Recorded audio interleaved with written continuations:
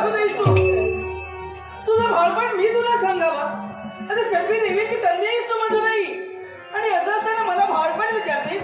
कन्या म्हणून तुझं बाळपण जर मी तुला सांगितलं, उद्या देवांच्या कन्या येतील, दानवांच्या येतील, मानवांच्या येतील, सर्वच कन्या माझ्यापर्यंत येतील आणि मला बाळपण विचारतील आणि सांगतील सटवी देवी तू तुझ्या कन्येचं सांगितलं, मग आमचं का नाही सांगत?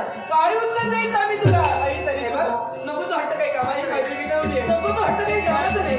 हा प्रश्न रात्रीचा असं नाही विचारायचं नाही.